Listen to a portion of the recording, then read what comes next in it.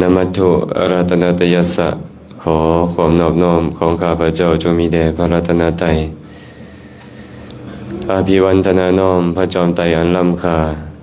พระพุทธาผู้โลกตั้งเป็นองค์แก้วหน่วยปฐมอภิวาทกราบก้มพระธรรมทรงผ่องใสเลิศวิไลงามงดดังสุรีแยงพื้นผู้เป็นพื้นหน้าบุญล้นพระสังฆองค์เอกวันธนานบใบขมาก้มกราบการขอถวายความเคารพพระอาจารย์ใหญ่ขันใสเจ้าอาวาสเจ้าอธิการวัดลาวเวียงจันทร์ด้วยความเคารพอย่างสูงขออนุโมทนาบุญนำญาติธรรมเมื่อสุขุสุคนที่ได้ติดตามครูบาอาจารย์มาอำนวยความสะดวกเข้าปะอาหารวันข่าวการเดินทางต่างๆโมนินทวัฒนัมโพชาขัพพาสัมภวะสุนทรีสารนังปานินังวานิไมหังปีนายตังมะนังขอพระสัทธรรมันอำไพในห้องแห่งบงกฎคือพระโอษฐ์ของพระจอมมุนีผู้เป็นที่พึ่งของสัตว์ทั้งหลายจงกระทำใจของข้าพเจ้าให้เอิบอิ่มโยสาสนังอรหัตัง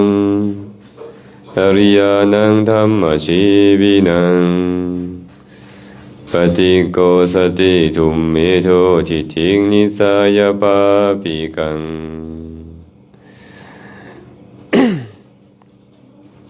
ภาลานิกันตกัสเสวะ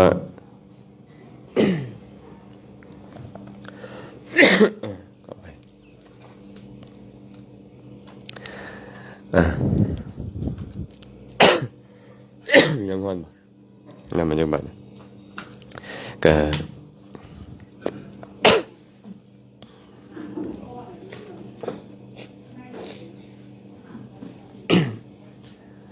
ขออภัยเนาะ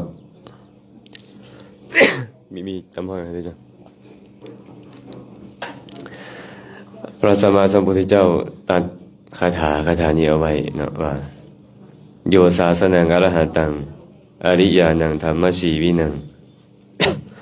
ปฏิโกสติทุมเมโททิฏฐินิสายาปาปิกังพลานิกันตกัสเสวะอัตตะขัญญายะพันลติ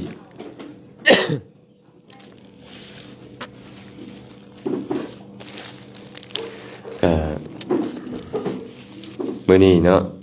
ก่อนจะได้อธิบายขยายความของพุทธพจน์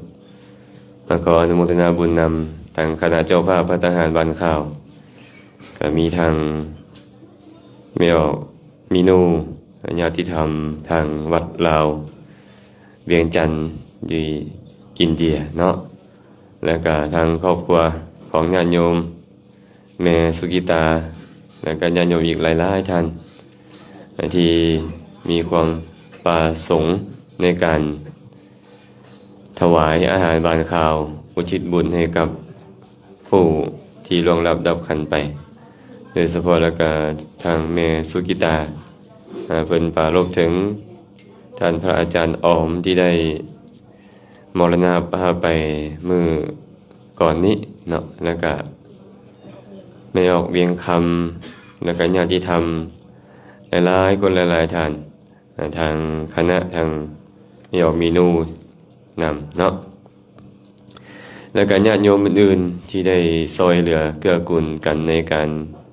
อำนวยความสะดวกให้แก่ครูบาอาจารย์มื้อนี้พวกเราก็ได้มาพักอยู่ที่วัดลาวเวียงจันทร์ตั้งแต่เมื่อคืนนี้ก็มาฮอดดึกได้จักหน่อยเนื่องจากสถานการณ์เหตุให้ใจอาจารย์ซีเออยากจะสมบูรณ์เพิ่นบอกว่าอาจารย์เขาน้อยอยากย่าง50กิโลเมตรจากมือนึงก็เลยบอกว่าเดี๋ยวที่จัดให้ก็เลยมามือสุดท้ายย่างมาจากสวนตันหนุ่มฮอดลัทธิวันสถานการณ์อื่นก็เป็นใจเนาะทิศพระไปซอกบ่อนพักก็ว่า2บ่อนละโรงเรียนเขาก็ยากขันยากเราไปเลยบอกข้าเจ้าบ่ต้องซอกแล้ว3-4 บ่อนเนาะก็เลยว่าไปฮอดพุทธคยาเลยก็ได้ปรารภความเพียรกันมาเพื่อน้อมบูชา พระสัมมาสัมพุทธเจ้า52 กิโลอันนี้เป็นประวัติศาสตร์เลยได้นี่ได้สำหรับอาตมาบ่เคยย่างฮอด50 กว่ากิโลจักเทื่อแต่ต่อมื้อหนึงนะธรรมดาก็มื้อหนึง20ปลาย30เนาะก็เคยมีมื้อ40ปลายกิโลแต่มื้อคืนนี้52 กิโลทางก็บ่ยากบ่ง่ายแต่ว่าครูบาอาจารย์แต่ละองค์ก็บ่ได้ย่อท้อถึงย่อท้อกับปากบ่ได้นะหมู่ผู้บ่ย่อท้อหลายก่อน อาตมาเองคือกันเนาะ ตีนจนออกเลือดทั้งสองข้างก็กั้นใจมาบ่แสดงอาการให้เขาเห็นอีกนะเขาก็สิฮู้จักว่าอาจารย์คือว่าย่างซ่าลงเว้ยสตาร์ทใหม่ๆคือว่าย่างไวๆอาจารย์คือว่าย่างซ่าลงมันเป็นแบบนี้ในเวลาย่างนี่เนาะตอนสวยนี่มันจะร้อนพอร้อนแล้วมันจะแสบพื้นตีนแล้วก็เป็นเหตุให้โพงแต่ตอนแรงกลางคืนมันเจ็บคอบ่เนี่ยมันเจ็บคอนิ้วตีนนั่นเนาะ แต่ว่าพวกเราก็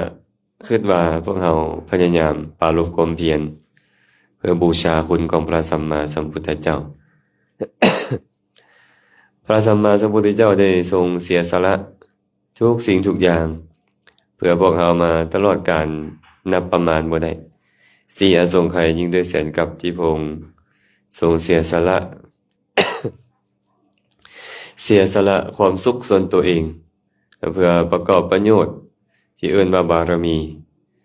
เพื่อที่จะได้ตรัสรู้อนุตตรสัมมาสัมพุทธิญาณในที่สุดแล้วจะได้มาแสดงธรรมโปรดเวไนยสัตว์ทั้งหลายเฮาก็มาเฮ็ดเพียงเวลาสั้นๆนับตั้งแต่เฮาเข้ามาสู่อินเดียเนปาลวันที่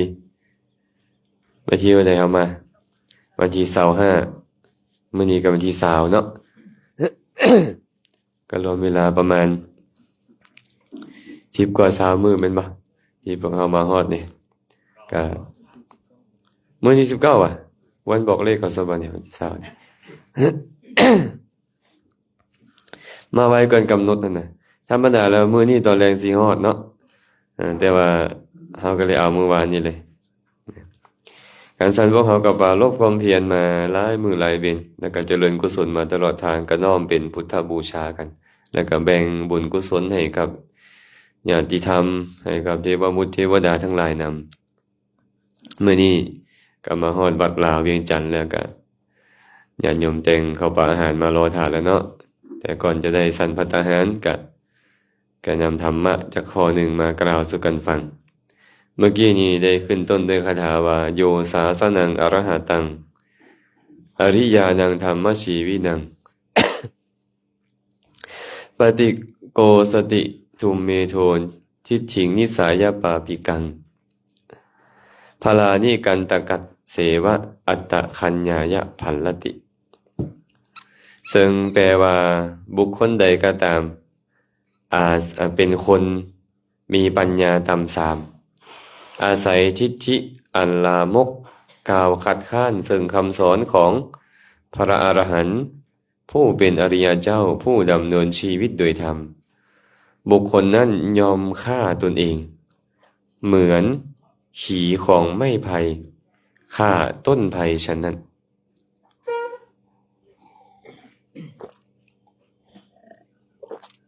แนวฟ้องหูจักขีของไม้ไผ่วะ ดอกของมันเนาะดอกของต้นไผ่ ผลของต้นไผ่มันฆ่าต้นไผ่เพิ่นมีคำเว้าไว้เลยปีกล้วยฆ่าต้นกล้วยขีไผ่ฆ่าต้นไผ่ลูกม้าอัสดรฆ่าแม่ม้าอัสดรฉันใดลาภสักการะ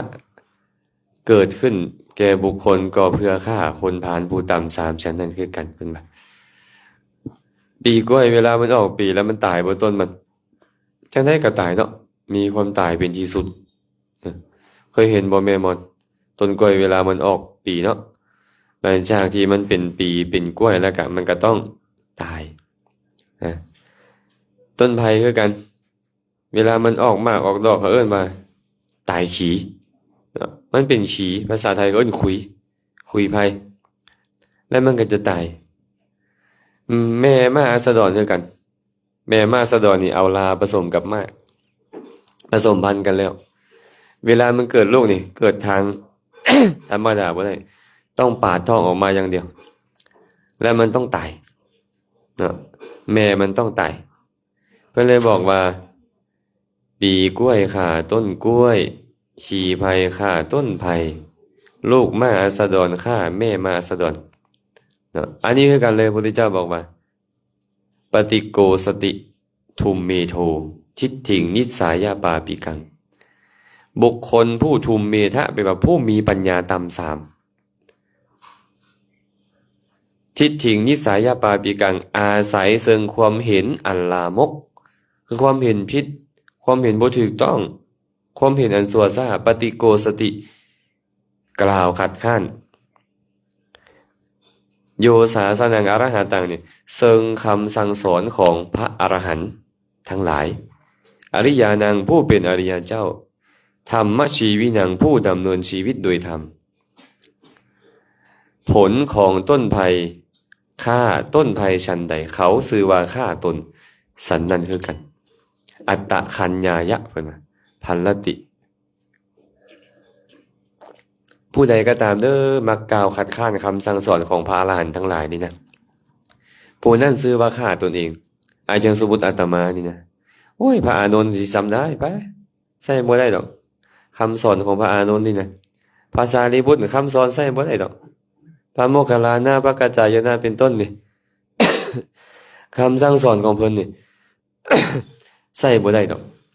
ตำหนิติเตียนเพิ่นโดยประการต่างๆอันนี้เอิ้นว่ากล่าวขัดข้านคำเว้าคำว่าของเพิ่นชื่อว่าฆ่าตนเองผู้ว่าจังได๋ก็ไปนรกคนแบบเนี้ยมีนรกเป็นที่ไปในเบื้องหน้าแน่นอนตราบใดก็ตามที่ยังบ่ขอขมาลาโทษเพิ่นเนาะฉะนั้นพวกเฮาคือกันเด้เนาะหากพวกเฮาได้กล่าวล่วงกล่าวคำเว้าที่ล่วงเกินซึ่งพระอริยเจ้าทั้งหลายโดยเฉพาะกับพระอรหันต์ทั้งหลายนี่นะพวกเฮาก็ต้องได้ทำคืนบ่ซั่นก็มีอบายเป็นที่ไปในเบื้องหน้านี่พระพุทธเจ้าเว้าไว้เป็นที่แม่มอนบุคคลผู้เต็มเปี่ยมผู้ถึงพร้อมด้วยศีลผู้ถึงพร้อมด้วยสมาธิผู้ถึงพร้อมด้วยปัญญาก็เทียงแท้ที่จะตัดสหูอริยสัจสี่เป็นพระอรหันต์ในเบื้องหน้าแน่นอนชันใดเพิ่นว่าคนผู้อาศัยทิฏฐิอันซั่วซ่ากล่าวตำหนิติเตียนพระอริยเจ้าพระอรหันต์ทั้งหลายนี่กะเทียงแท้ที่จะเข้าถึงอบายทุกขติวินิบาตนรกชั้นนั้นคือกันเนาะ และบ่แม่นตำหนิติเตียนพระอริยเจ้าได้แม้แต่ตำหนิติเตียนเพื่อนสัพพรหมจารีนำกันเนี่ยก็มีโทษหลายเนาะมักด่ามักว่ามักตำหนิติเตียนเพิ่นสัพพรหมจารีก็เป็นแบบนั้นคือกันเคยมีเรื่องเกิดขึ้นในสมัยพุทธกาลมีอาจารย์องค์หนึ่งเพิ่นชื่อว่าอาจารย์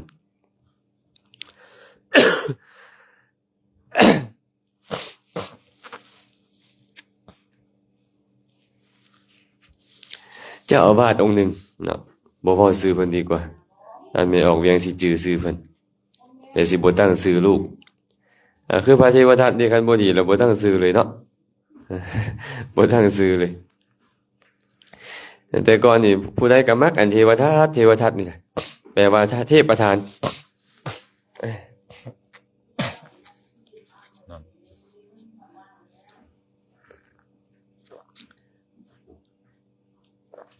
โอ้อาตมานี่มีอุปสรรคหลายเลยนี่ในการเจริญกุศล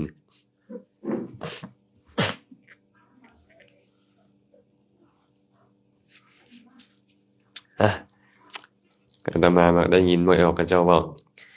มารบ่มีบารมีบ่เกิดอาจารย์เอ้ยพุ่นอาตมาก็สิสู้เนาะ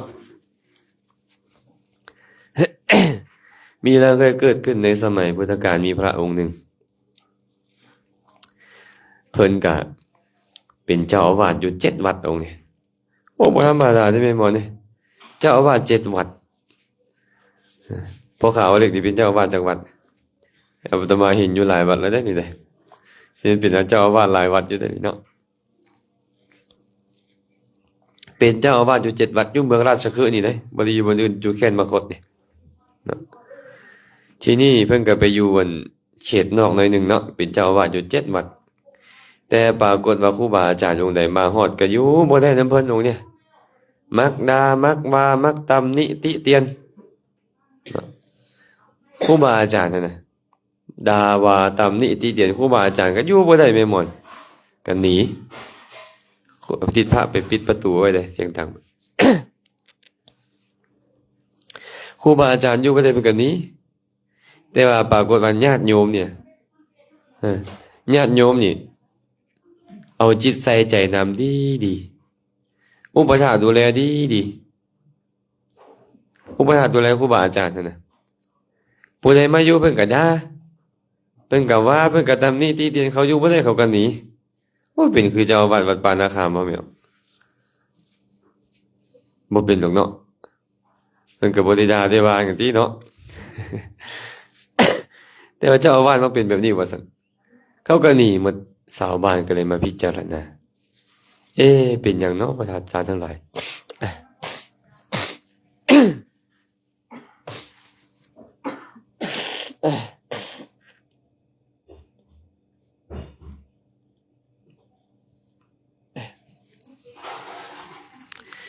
เป็นหยังเนาะท่านทั้งหลายพวกเขาก็ดูแลครูบาอาจารย์ดีบำรุงด้วยปัจจัย4จีวรบิณฑบาตเสนาสนะขีรณะเภสัชบริขารถวายแก่ครูบาอาจารย์อย่างดีเลย เป็นหยังครูบาอาจารย์มาแต่ละถิ่นมาอยู่วัดของเฮาแล้วอยู่บ่ได้กลับหนีไปทิ่มอาวาสให้ว่างเปล่าเป็นหยังเนาะว่าก็มาล้มกันพอล้มกันแล้วก็ไปซ้อมเบิ่งแม่นไปซ้อมมาโอ้ยอาจารย์เจ้าอาวาสนี้มักไล่หมู่มักตำหนิติเตียนนินทามักด่าว่าหมู่ไล่หมู่ว่าซั่นเอาละคันซั่นพวกเฮาก็ไปไล่เพิ่นหนีซะว่าซั่นชาวบ้านก็รุมกันไปไล่เนาะหนีซะท่านอาจารย์ครูบาอาจารย์มาอยู่นำอาจารย์บ่ได้จักองค์นี่นะว่าซั่นถ้าซั่นก็อาจารย์ต้องหนีก็ไล่ให้หนีหนีข่อยก็อยู่วัดอื่นวัดข่อย7 วัดพุ่นน่ะเพิ่นก็ไปอยู่วัดอื่นศาสตร์คนผู้เก่าแม่นกรรมเอ้ยไปอยู่ไสก็ผู้เก่าแม่นบ่แม่นหมอนอยู่ลาวก็แม่หมอนนี่แหละก็ผู้นี้แหละสมมุติว่าอยู่อินเดียก็แม่หมอนผู้เก่าผู้เดิมนี่แหละไปอยู่บนอื่นก็ไปด่าไปว่าไปติฉินนินทาไปขับไล่ใส่ส่งครูบาอาจารย์อยู่วัดอื่นอีกแต่ว่าตัวเองเป็นเจ้าอาวาสนี่เนาะ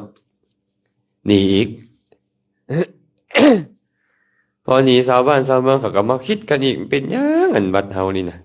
คือว่าบ่มีครูบาอาจารย์แก่นวัดจักคนจักองค์ว่าซั่นไปซื้อเบิ่งก็โอ้ยอาจารย์องค์นี้อีกแล้วพากันไปไล่อีกไล่วันนี้เพิ่นก็หนีไปวัดไหมแนว7 วัดน่ะแม่หมอนครบ7 วัดแม่หมอนอยู่บ่ได้จักวัดชาวบ้านก็ไล่ให้หนีหมดเลยแต่ละบ้านก็รวมกันโตกันไปไล่ให้หนีเป็นไดล่ะมันจึกไล่หนีแล้วคิดฮอดพระพุทธเจ้าแล้วโอ้เบิ่งก่อนนะสิกลับไปหาพระพุทธเจ้าก่อนเพิ่นว่าฟ้าวกลับไปหาพระสัมมาสัมพุทธเจ้าเดินทางไปฮอดเข้าไปถวายบังคมพระพุทธเจ้าพระพุทธเจ้าก็ถามว่าเป็นจังไดมาจังไดแล้วก็บอกตามความเป็นจริงข้าแต่พระองค์ผู้เจริญชาวบ้านชาวเมืองมาขับไล่ใส่ส่งข้าน้อยว่าซั่น ข้าน้อยก็เลยต้องได้หนีมาหาพระพุทธเจ้านี่แหละพระสัมมาสัมพุทธเจ้าก็เลยตรัสว่าถึกแล้วพราหมณ์เอ้ยเพิ่นเอิ้นพระภิกขุว่าพราหมณ์ถึกแล้วพราหมณ์เอ้ยเจ้าผู้ถูกขับไล่ใส่ส่งกลับมาสู่สำนักของพระตถาคตนี้ถึกแล้วพราหมณ์เรื่องเคยมีมาแล้ว คนที่ต้องการจะโดยสารไปทางสมุทรต้องการเดินทางไปทางมหาสมุทรเขาก็นำเอานกกาประจำเรือนี่ไปนำว่าซั่นเวลาเขาโดยสารเรือนี้ไม่หมด เขาจะเอานกเอากาไปนำนกกามันก็จะบินขึ้นเห็นฟังทางไหนมันก็จะไปทางนั้นเห็นฟังทางไหนมันก็จะไปทางนั้นคันเห็นฟังอยู่ใกล้นะคันเห็นฟัง อยู่ใกล้ๆทางทิศตะวันออกมันก็จะไปบินเข้าฝั่งเลยเหือก็ฮู้แล้วโอ้นี่เป็นฝั่งก็จะไป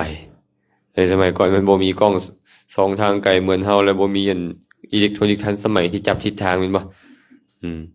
ก็อาศัยตัวนกนี่แหละเนาะหากว่ามันบ่เห็นฝั่งอยู่ทิศใดเลยมันก็จะกลับมาจับอยู่เสากระโดงเหือคืนมันก็เฮ็ดแบบนี้เป็นประจำของมันว่าซั่นถามเอ้ยนกนี่นะมันบินขึ้นแล้ว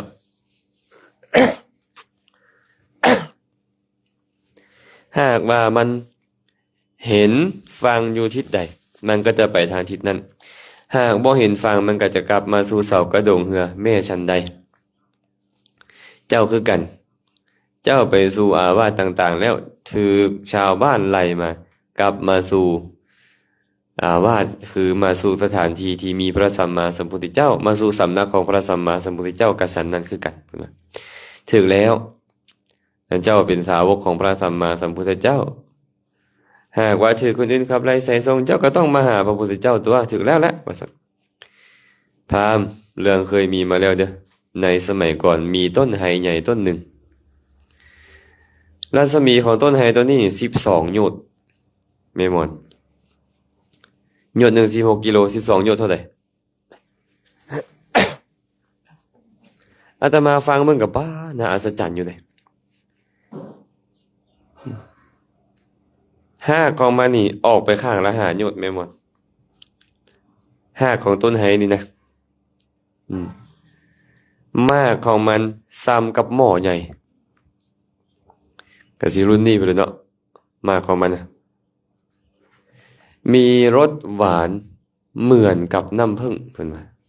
พราหมณ์ต้นไฮใหญ่นั่นมีกิ่งอยู่5กิ่งแผ่ออกไปในทิศทั้งหลายมีกิ่งอยู่5กิ่งพระราชาไส้บริโภคกับพร้อมกับสนมบริโภคกิ่งหนึ่งพวกทหารกิ่งหนึ่งพวกไพร่ฟ้าราษฎรกิ่งหนึ่งพวกสมณพราหมณ์กิ่งหนึ่งพวกสัตว์สาวาสิ่งทั้งหลายอาศัยกินหมากไฮกิ่งหนึ่งบ่มีผู้ใดต้องรักษาเลยต้นไฮแต่ละกิ่งของไผบ่มีต้องรักษาบ่มีการลักขโมยฉ้อโกงอีหยังกันบ่เอาของกัน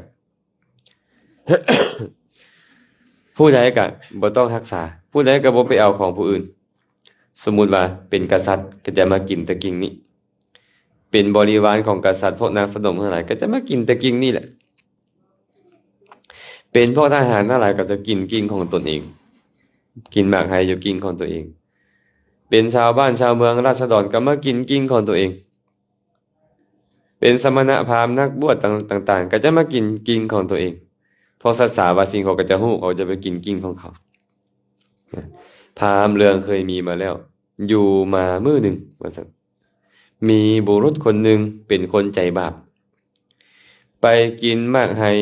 อยู่กิ่งไฮกิ่งหนึ่งแล้วตัดงาของต้นไฮไปพร้อมโอ้องค์นี้เนี่ยบ่ดีองค์เนี่ย บ่ดีเคยได้ยินว่าเพิ่นเว้าว่าบุคคลได้อาศัยห่มเงาของต้นไม้ต้นใดก็บ่ควรหักหลานกิ่งของต้นไม้ต้นนั้นพร้อม เช่นเดียวกันเฮาได้อาศัยบุคคลใดแล้วจึงได้ที่พึงได้ฮู้จักพระพุทธพระธรรมพระสงฆ์ได้ฮู้จักธรรมะคำสอนหรือว่าได้ที่พึงพาอาศัยก็บ่ควรตามกำจัดคุณของบุคคลนั้นคือกันลูกเต้าได้อาศัยพ่อแม่ลูกศิษย์ลูกหาได้อาศัยครูบาอาจารย์และจึงมีความรู้มีความเข้าใจ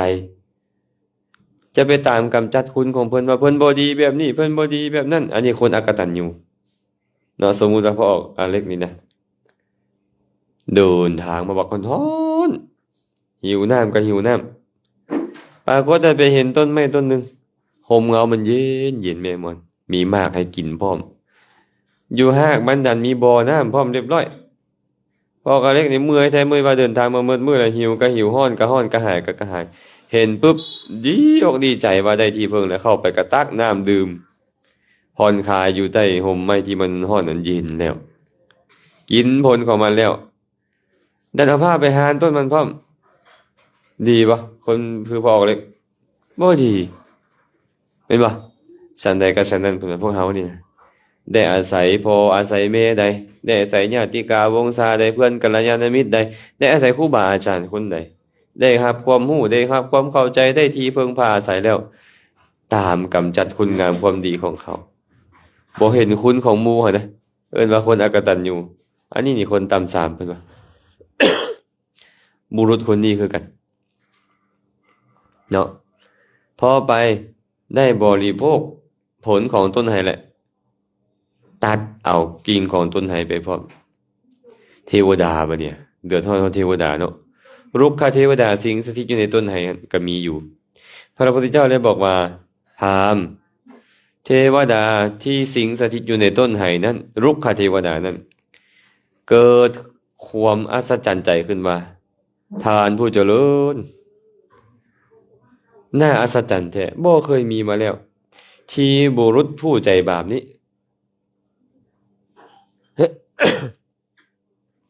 ที่บุรุษผู้ใจบาปนี้บริโภคมากไหจากต้นไหชื่อว่าสุปฏิฐานี้จนเพียงพอแก่ความต้องการแล้วกับตัดหานกิ่งของต้นไหอีกเอาแหละค่อยจะบันดาลให้ต้นไม้นี้บ่มีผลอีกต่อไปเพิ่นก็เฮ็ดโดยประการที่ต้นไม้จะบ่มีผลอธิษฐานด้วยฤทธิ์ของเพิ่นเฮ็ดให้ต้นไม้นั้นมากมันหายหมดเลยแม่หมดจังบ่มีผู้ใดมากินอีกจังบ่ได้ทำให้อีกแล้ว ถึกบ่เราเฮ็ดนี่ผิดยังบ่ก็เหมือนจะถึกเลยเนาะในข่อยอาศัยอยู่ต้นไห้ต้นเนี้ยวิมานข่อยก็อยู่นี่แต่เจ้ามาอาศัยต้นไห้ของข่อยแล้วเนี่ยเจ้าก็ยังหาต้นไห้ของข่อยไปอีกเนี่ยข่อยก็เฮ็ดให้มันบ่ต้องมีมากซะบ่ต้องกินอีกต่อไปเป็นบ่เหมือนจะถึกเนาะแม่ออกเวียงเนาะ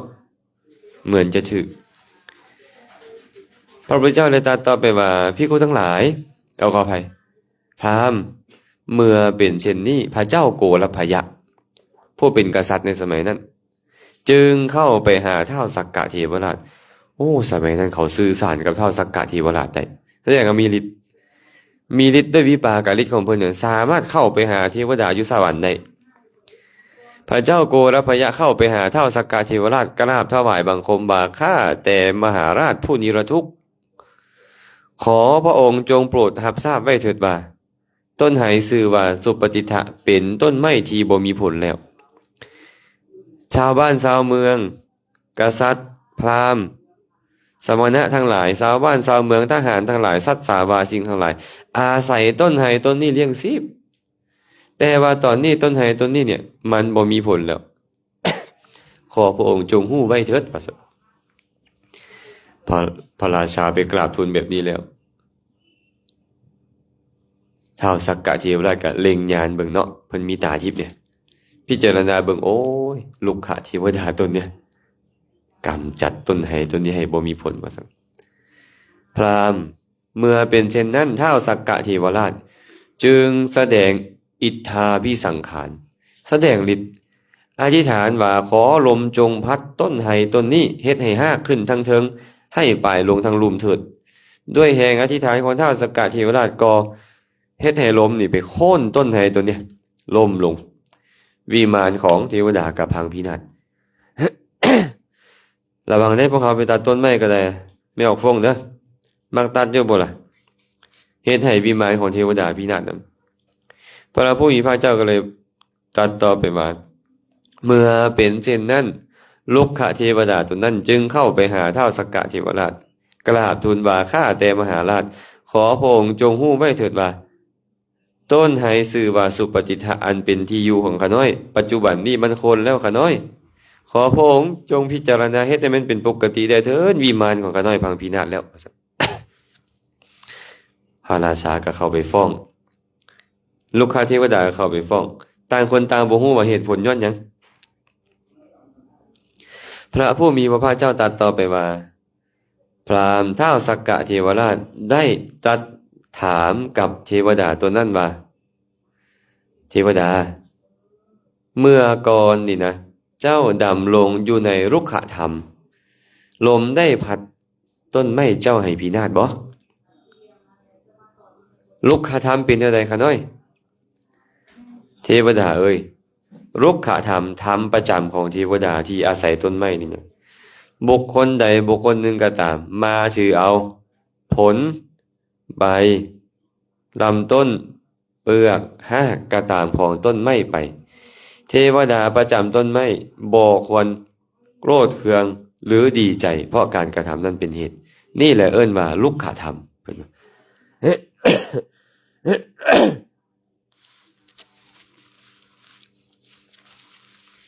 ธรรมของเทวดาประจำต้นไม้อนาคตแม่ออกสีอาจจะไปเป็นเทวดาอยู่ประจำต้นไม้จะได้นอนคักนอนแซ่บๆจือไว้เด้อลูกอาธรรมเด้อเขามาเอากิ่งก้านใบผลหากเปลือกไปก็ตามจะบ่โกรธบ่เคืองบ่อยากให้บ่พิโรธจะบ่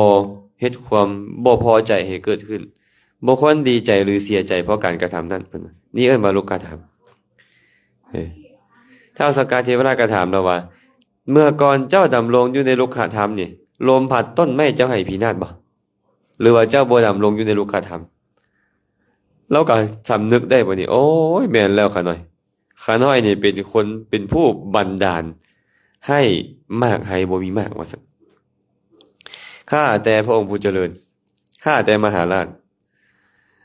ข้าน้อยบ่ตั้งอยู่ในรุกขธรรมข้าน้อยลมจึงได้พัดต้นไม้อันเป็นวิมานของข้าน้อยให้พินาศไป ขอพระองค์จงเฮ็ดต้นไม้อันเป็นวิมานของข้าน้อยให้ตั้งอยู่โดยดีเถิดข้าน้อยจะตั้งอยู่ในรุกขธรรมทันใดนั้นเองท้าวสักกะเทวราชก็บันดาลอิทธาภิสังขารเฮ็ดให้ต้นไม้ที่ล่มอยู่น่ะกลับขึ้นมาเป็นปกติมีมากมีผลเหมือนเดิมเหมือนแต่เก่าก่อน พระพุทธเจ้าที่สอนอย่างนี้นะ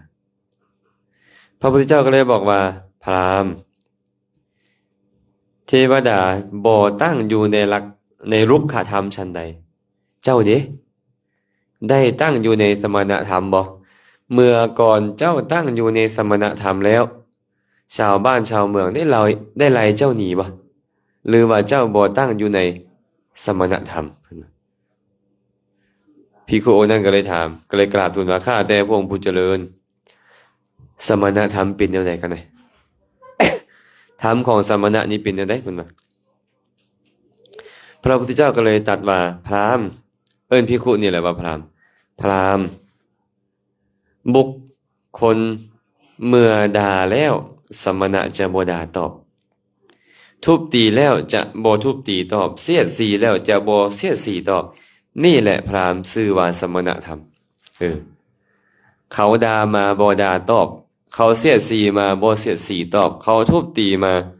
บ่ทุบตีตอบนี่แหละเอิ้นว่าสมณธรรมเจ้าได้ตั้งอยู่ในสมณธรรมบ่ล่ะเมื่อก่อนเจ้าตั้งอยู่ในสมณธรรมเขาไล่เจ้าหนีบ่และตอนนี้เจ้าได้ตั้งอยู่ในสมณธรรมบ่เพิ่นว่าสมณธรรมนี่บ่แม่นแท้ผมเด้อบ่แม่นแท้ผมสมณธรรมบ่แม่นนุ่งผ้าขาดๆวินๆแบบนี้เด้นุ่งผ้าเก่าๆแบบนี้ยังเอิ้นบ่เอิ้นว่าสมณธรรม ใส่บาตรบริโภคอาหารยังบ่เอิ้นว่าสมณธรรมนี่เอิ้นว่าบริขารของสมณะซื่อๆสมณธรรมคือหยังล่ะนี่แหละความดับกิเลสในใจเอิ้นว่าสมณธรรมสงบกิเลสในใจบางทีไม่ออกเวียงอยู่เฮือนก็มีสมณธรรมได้เลยอย่าให้ลูกค้าสั่งเครื่องแล้วบ่เอาก็ได้บ่เป็นโพสต์ลงเฟซด่าลูกค้าให้ลูกค้าบ่ได้เด้อเนาะอาตมามักเห็นพอออกไม่ออกกับเจ้าบางเทื่อมีฮอดพระโจมลง Facebook มันสิโจมลงเฮ็ดอีหยังก็อันนี้น่ะโจมความบ่ดีของตัวเองนี่แหละแสดงว่าเจ้าบอกตัวเองว่าเจ้าเป็นคนขี้โกรธขี้รำคาญขี้หงุดหงิดเจ้าเป็นคนบ่มีความอดทนบ่มีสมณธรรมเจ้าประจานตัวเองลง Facebook หั่นน่ะเซาละเซาเด้อไม่ออกเวียงบัดนี้เด้อบ่แม่นอยากให้ไผก็ฟาดลงโลด Facebook หั่นน่ะหมู่บ่มากินข้าวแลงน้ำจื้อไปเด้อสิจื้อฮอดมื้อตายพุ่นแหละเพิ่นว่าบางคนน่ะหมู่มากินข้าวแลงน้ำหมู่บ่มาสิจื้อฮอดมื้อตายพุ่นน่ะประจานลง Facebook โอ้ยจักแม่นเจ้าขี้ร้ายแท้เจ้ากำลังประจานกิเลสของตัวเองว่ากิเลสเจ้ายังเบ่งบานแท้ๆนี่น่ะ มันบ่แม่นหมู่แต่ตอนเนี้ยเอาละหมู่อาจจะให้จะว่าจะด่าจะหยังเจ้าก็ตามแหละแต่ว่าหมู่บ่ได้ประจานตัวเองแต่เจ้ากำลังประจานตัวเองการสั่นแม่หมอนต้องเศร้าแม่นางต้องเศร้าพวกเขาอเล็กต้องเศร้าผู้มี Facebook นี่นะ เนาะทุกคนต้องเศร้าเฮ็ดแบบนั้นนะว่าแต่ความดีออกไปนะว่าแต่ความดีออกไปให้ทำมาสะกิดใจเขาโอเคบ่เป็นปัญหาหยังเนาะบ่มีปัญหาหยังหลายๆคนว่าเป็นแบบนั้นเนาะแสดงว่าเขาบ่มีหยังนี่บ่มีสมณธรรมบวชเป็นพระจัก20พรรษาหรือ100พรรษาแต่บ่มีความสงบกิเลสเลยเขาด่ามาด่าตอบโกรธมาโกรธตอบเสียดสีมาเสียดสีตอบทุบตีมาทุบตีตอบนี่เอิ้นว่าบ่มีสมณธรรมเนาะ ครูบาอาจารย์เฮาคือกันเนี่ยนะอันนี้บ่ได้เว้าผู้อื่นเว้าฮอดกับตัวเองนี่แหละเนาะบางครั้งบางคราวมันระงับยากอีหลีเด้เนาะอันกิเลสในใจเฮานี่ก็ได้แต่ว่าเฮาก็ต้องพยายามนั่นแหละฮู้ตัวปุ๊บก็ต้องเซาหั่นแหละแม่นบ่บางเทื่อมันหลุดออกไปก็มีได้เนื่องจากว่าสติเฮายังบ่สมบูรณ์เฮายังบ่เป็นพระอรหันต์พระอรหันต์จังค่อยสติสมบูรณ์แม่นบ่และโทสะบ่เกิดเลยก็ตั้งแต่พระอนาคามีขึ้นไปพวกเฮาก็อาศัยกรอบศีลกรอบธรรมมาคมไม่แดงบางครั้งบางคราวแต่เมื่อมันเกิดขึ้นแล้วก็ต้องเฝ้าระงับมันโดยไวต้องเฝ้าระงับมันโดยไวพระพุทธเจ้าก็เลยตรัสกับเราแบบนี้สมณธรรมคือแนวนี้เด้อเขาโกรธเคืองด่าว่ามาทุบตีมาซ้อเสียดสีมาบ่ตอบเขานี่แหละเอิ้นว่าสมณธรรมเฮ็ดยากบ่สมณธรรมเนี่ยเฮ็ดยากเลยไงไม่ออกเวียงยากเนาะเฮ็ดยากพระพุทธเจ้าจึงว่าเป็นที่ใดธรรมของสมณะอันคนพาลเฮ็ดได้ยากแสดงว่าเฮายังพาลอยู่ตอนนี้เฮายังพาลมีพาลนั่นอยู่แม่นบ่คันเฮ็ดสมณธรรมได้ไงแหละเจ้าก็ประเสริฐแล้วแหละเจ้าก็บ่ต้องฝึกหยังแล้วแหละแม่นบ่แต่ว่าต้องฝึกดิเฮามาเป็นผู้ฝึกกันฝึกเนี่ยแม่เขาออกสีนั่งง่วงๆยังอยากรำคาญแล้วเฮาเนาะแม่นบ่โอ้ยเจ้าก็ได้เนื้อกรรมเนาะเอาศอกเด้อเอาแม่จันดีเจ้าก็ได้โอ้ย อยากงุดหงิดแล้วเนาะมุงสัพพโงกกันนั่งฟังธรรมจังได๋พวกเจ้าคือสัพพโงกพุ่นน่ะเพิ่นคิดในใจแสดงว่าสมณธรรมเฮาหายแล้วตอนเนี้ยแต่ถ้าหากว่าอยากเตือนหมู่เจ้าจะบ่ได้อัดบ่ได้ทำได้คันเจ้าง่วงอันนี้ดีอันเนี้ยเนาะอันนี้ดีขนาดซ้ำนี้นะฮะยังเฮ็ดให้เฮารำคาญใจเลยกินข้าวอยู่นำกันหมู่เฮ็ดคำน้อยจะรำคาญพุ่นจะไม่เฮ็ดคำน้อยเพิ่นว่า หมู่กินคำใหญ่โอ้ยก็คำใหญ่โพดพุ่นน่ะแม่หมอนี่มีหยังที่ดีสำหรับเพิ่นผู้นี้เนี่ยยากเหลือเกินเนาะยากเหลือเกินกิเลสนี่มันบ่แม่นเขาเฮ็ดบ่ดีดอกกิเลสเฮาเนี่ยเดี๋ยวนี้กิเลสเฮานี่ตำหนิคิดตำหนิติเตียนผู้นี้คันเพิ่นเป็นผู้มีศีลนี่แหละบ่เนี่ยพินาศเลยได้ภาวนี้ก็ได้ พระผู้มีพระภาคเจ้าตรัสไว้นี้จบลงภิกขุองค์นี้ก็เลยบอกว่าข้าแต่พระองค์ผู้เจริญข้าน้อยบ่ตั้งอยู่ในสมณธรรมเขาหน่อยว่าซั่นเพราะว่าข้าน้อยโกรธครูบาอาจารย์องค์อื่นนำด่าว่าครูบาอาจารย์องค์อื่นเสียดสีครูบาอาจารย์องค์อื่นนำขับไล่ใส่ทรงครูบาอาจารย์องค์อื่นนำว่าซั่นข้าน้อยบ่ตั้งอยู่ในสมณธรรมถึกแล้วแหละข้าน้อยอันที่ชาวบ้านชาวเมืองบ่ไล่ข้าน้อยดีนะว่าซั่นยอมรับตัวเองเลยคันเฮาแบบคันสมมุติว่าเฮานี่คันมีผู้มาว่ากับเฮาแบบนี้เฮาจะวางเด้เฮาสิด่าเขาโลดเนาะเจ้ามันซัวมันซ่าลามกเจ้าไปไล่เขาก็ไล่เจ้าตัวพระพุทธเจ้าบ่เว้าจังซั่นเด้พุทธเจ้าว่ามันมีธรรมของสมณะอยู่เด้เจ้ามีบ่ธรรมของสมณะหั่นน่ะคันมีธรรมของสมณะเขาบ่ไล่หนีเด้คิดเองเนาะปลอดโปร่งเองพระพุทธเจ้านี่สุดยอดเลยเด้สุดยอดเลยวิธีการสอนของพระพุทธเจ้าแต่พวกเฮานี่เฮ็ดได้ยากสอนคนอื่นได้ยากเฮานี่ เพราะเฮายังบ่คันได้สอนตนคือเฮาเว้ากันนั่นแหละเฮาก็เลยยังบ่มีอุบายที่แยบยลในการจะสอนคนแต่ต้องเข้าใจว่าพระองค์เป็นผู้มีอาสยานุสยญาณมินอินทริยะปโรปริยัติญาณญาณกำหนดหู้อินทรีย์พร้อมหมู่อัตยาศัยของผู้ที่จะแสดงพร้อมเพิ่นจึงชื่อว่าพระขวาผู้จำแนกแจงธรรมสร้างสอนสัตว์ได้อย่างถูกต้องหลังจากนั้นพระผู้มีพระภาคเจ้าก็เลยตรัสว่า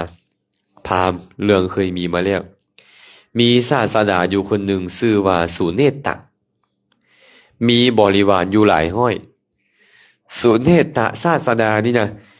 สั่งสอนสาวกของเราเพื่อไปพรหมโลกองค์นี้เนี่ยบ่ได้ฮู้ธรรมะถึงขั้นบรรลุมรรคผลนิพพาน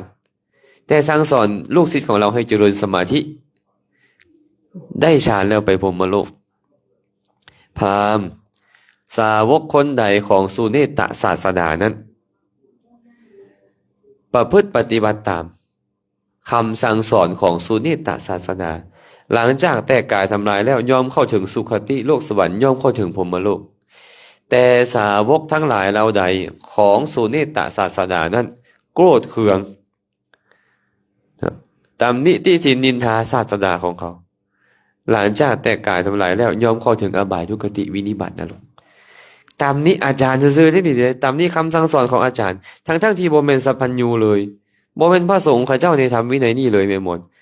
ตำหนิติฉินนินทาอาจารย์ผู้สั่งสอนให้ไปสู่สวรรค์สู่พรหมโลกซื่อๆเนาะพระองค์ก็ไล่ไปบ่แม่นแต่สุเนตตะศาสดาเด้มีศาสดาอีกหลายองค์เลยเนาะ6 คนเพิ่นเว้าเรื่องของศาสดา6 คน บอกว่าศาสดาทั้ง6นี่นะสั่งสอนสาวกของตนเองเพื่อความไปพรหมโลกคือสอนให้ได้ฌานแล้วไปพรหมโลกสาวกทั้งหลายของศาสดาทั้ง6นี้ผู้ที่ประพฤติปฏิบัติตามยอมเข้าถึงพรหมโลกเข้าถึงสุคติโลกสวรรค์แต่สาวกทั้งหลายเราใดของเขาบ่ประพฤติปฏิบัติตามคำสั่งสอนของอาจารย์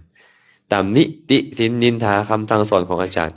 หลังจากแต่กายทำลายแล้วยอมเข้าถึงนรกพราหมณ์เจ้าจะเข้าใจว่าจังใดบุคคลใดบุคคลหนึ่งก็ตามมาตามนิติเตียนสุเนตศาสดาหรือศาสดาทั้ง6นี้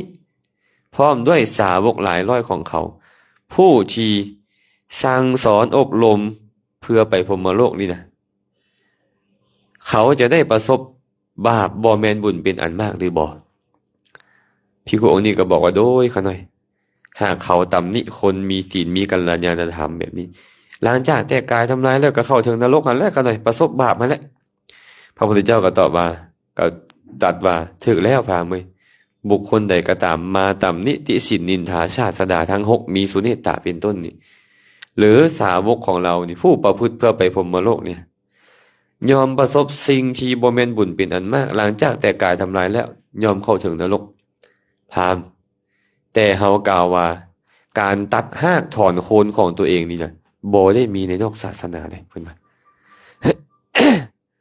บุคคลผู้ที่ตำหนิติฉินนินทาผู้ถึงพร้อมด้วยทิฏฐิแม้เพียงคนเดียวแม้นผู้ใดล่ะผู้ถึงพร้อมด้วยทิฏฐิคันระดับธรรมดาก็คือผู้เห็นว่าบาปมีบุญมีผู้เห็นว่ากรรมดีกรรมชั่วมีเป็นต้นการให้ทานบูชาบวงสรวงมีเป็นต้นอันนี้เป็นแบบธรรมดาแต่ผู้ถึงพร้อมด้วยทิฏฐิที่สุดก็คือพระโสดาบันเป็นต้นไปเพราะทิฏฐิสมบูรณ์เจ้าตำหนิติฉินนินทาพระโสดาบันองค์เดียวนี่นะ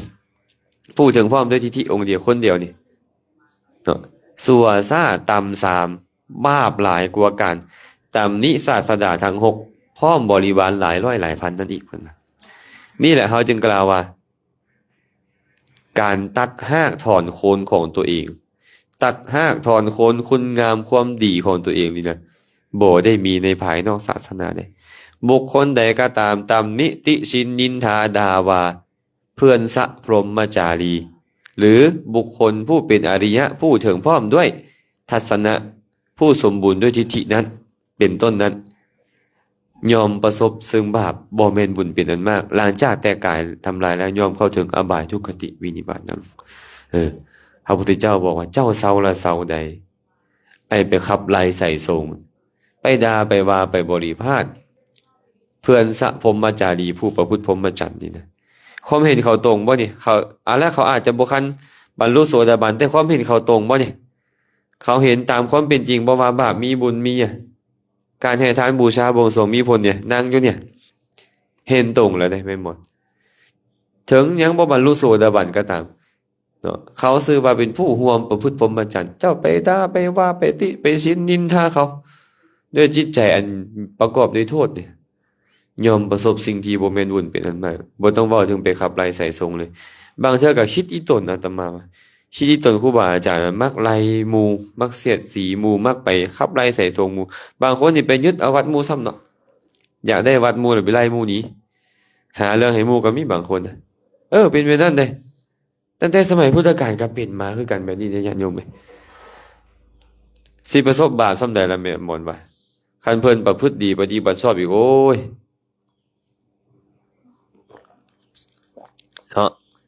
อันนี้ก็บ่ต้องเว้าฮอด ถึงจะบ่ได้ไปตามนิติเตียนไปคัดค้านพระอรหันต์ดอก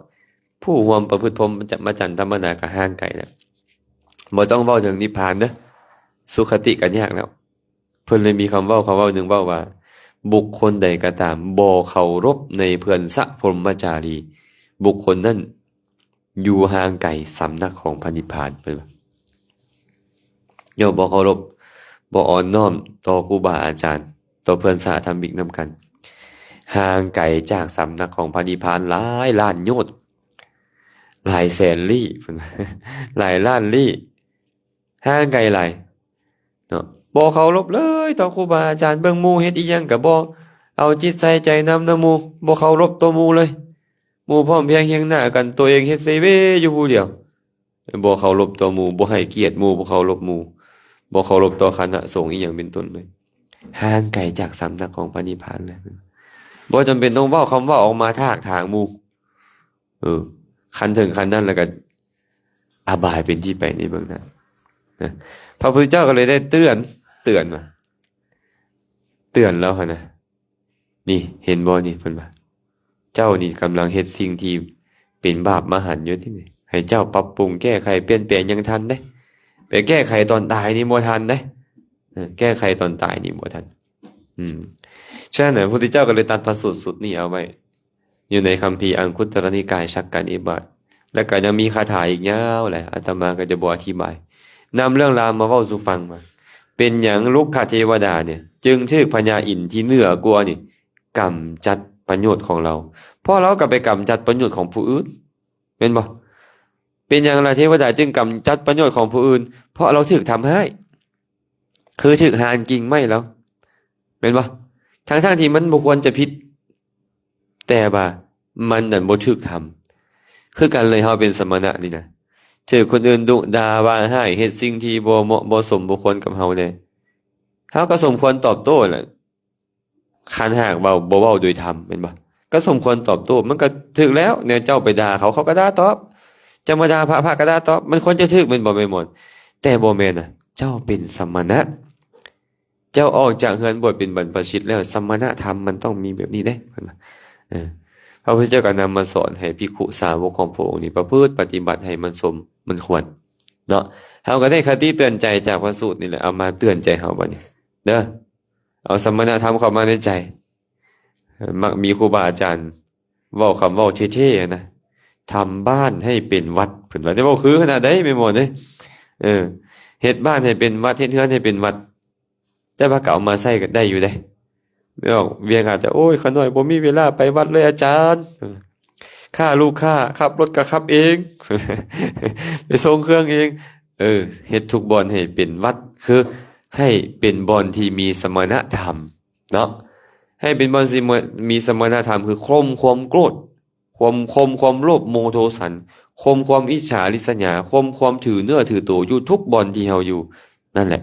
สำเร็จประโยชน์แล้วที่เฮาไปวัดนี่นะเฮาไปเพื่อประโยชน์หยังอยากได้ซึมซับธรรมะอยากได้กัลยาณมิตรแล้วมาเฮ็ดจิตใจของเฮาที่มันกิเลสมันโก้มรุมนี่ให้มันเบาบางลงไม่หยังเกิดขึ้นบัดนี้กิเลสเบาบางความสุขเกิดขึ้นครูบาอาจารย์คือกันทิ่มพ่อทิ่มแม่มาได้เนี่ยบางคนพอเฒ่าแก่แล้วก็ยังทิ่มมาให้เขาเลี้ยงดูตัวเองนะแม่นบ่ทิ่มพ่อทิ่มแม่มาทิ่มความสุขส่วนตัวมาทิ่มเวียกงานการสร้างทิ่มหน้าที่การงาน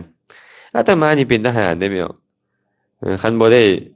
มาบวชนี่ก็พันตรีพันโทแล้วปะเนี่ยกะทิ่มมาความสุขน่าจะได้หลายกว่านี้ได้นี่เนาะความสุขเนี่ย คันความสุขแบบคารวะท่านนะลูกเมียก็น่าจะพอมีน้ำมูอยู่ได้นี่ได้บ่ได้ขี้ให้ปานใดหั่นนะขี้ให้ซ้ำอาจารย์แก่นนี่ก็3-4คนแล้วบ่จักอันนั้นเนาะลูกเมียอาจารย์แก่นเนาะโอ้ยจะว่าเพิ่นขี้ให้เด้เพิ่นก็รอเราเอาการอยู่เด้อืมรอแบบเพิ่นหั่นนะแบบใดก็สละมาได้อ่ะเอ้าแม่หมอนี่แม่นอยู่คนจบคนงามกล้าสละคืออาจารย์แก่นบ่ล่ะบ่กล้าดอก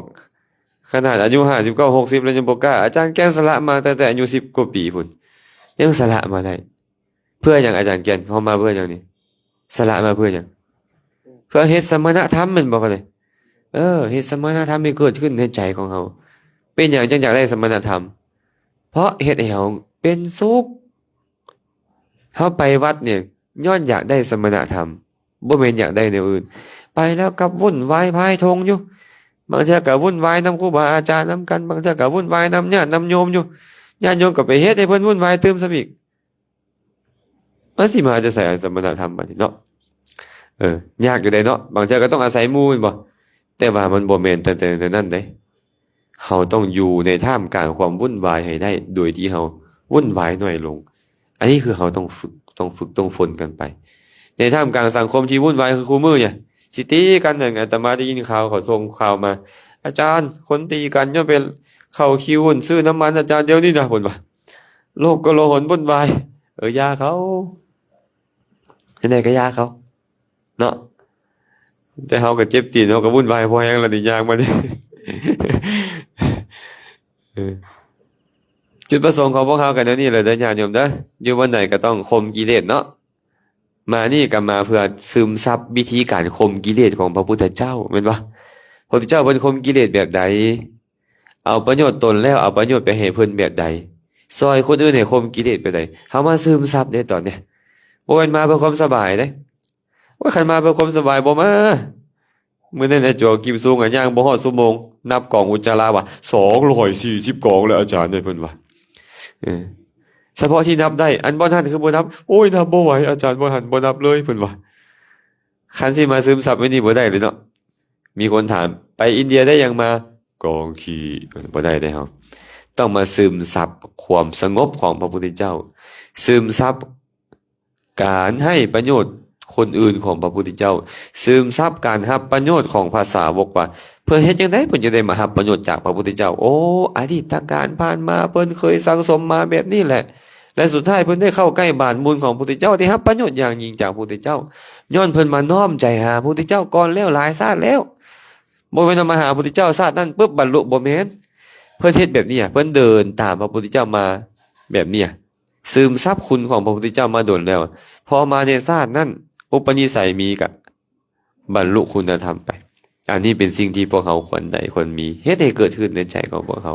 เนาะอาจารย์เนาะก็อนุโมทนาบุญนำเด้อครูบาอาจารย์ทุกรูปทุกองค์ที่เข้าสู่เส้นใสอย่างอาถรรพ์ชิตังเมชิตังเมชิตังเมค่อยชนะแล้วชนะแล้วเมื่อคืนนี่กดดันขนาดเลยเมื่อคืนนี่เนาะแต่ว่าเฮาเอาชนะได้ชนะใจตัวเองขณะยอมรับครูบาอาจารย์ทุกองค์เลยใจเกินร้อยเนาะคณะอื่นนี่คือเฮ็ดนำเฮายากแหละเขาหน่อยว่าแบกบอดมันนักบ่นักอาจารย์ลาบอกว่าคณะอื่นเขาเอาเต้นขึ้นรถได้อาจารย์ยาเขาข่อยตั้งปณิธานไว้แล้วว่าจะให้สุดบ่สุดข่อยบ่ยอมเฮาไปฟังแต่อาจารย์แก่นมื้อนั้นน่ะว่าอยู่ใต้ต้นศรีมหาโพธิ์ตะโจจะนะหารูจะอัตถิจะอวสิสตุแม่นบ่ในหางกายของข่อยนี่เลือดและซีนจะเหือดแห้งไปเหลือเพียงหนังเอ็นและกระดูกก็ตามทีประโยชน์ใดที่บุคคลควรบรรลุได้ด้วยกำลังของบุรุษด้วยความเพียรของบุรุษด้วยความบากบั่นของบุรุษตราบใดก็ตามยังบ่บรรลุประโยชน์นั้นค่อยจะบ่คลายความเพียรเด็ดขาดเขาตั้งใจว่าเขาจะมาจบอยู่ต้นศรีมหาโพธิ์เขาจบแล้วแต่เมื่อคืนนี้มันเข้าหาต้นโพธิ์บ่ได้เนื่องจากเขามาฮอดดึกซื่อๆแต่ว่าเขาเฮ็ดกิจเขาสมบูรณ์แล้วบ่อายในท่ามกลางหมู่ญาติบ่เป็นหนี้ในหมู่ญาติแล้วเห็นบ่มหาชนกเนาะลอยข้ามทะเล7มื้อเทวดามาบอกเจ้าสิเฮ็ดหยังค่อยจะบ่เป็นหนี้ในท่ามกลางหมู่ญาติบ่เป็นหนี้ในท่ามกลางเทวดาบ่มีผู้ใดมาเว้าข่อยได้ว่าโอ้ยเจ้าบ่มีความเพียรบ่มีผู้ใดมาเว้าให้เฮาได้แล้ว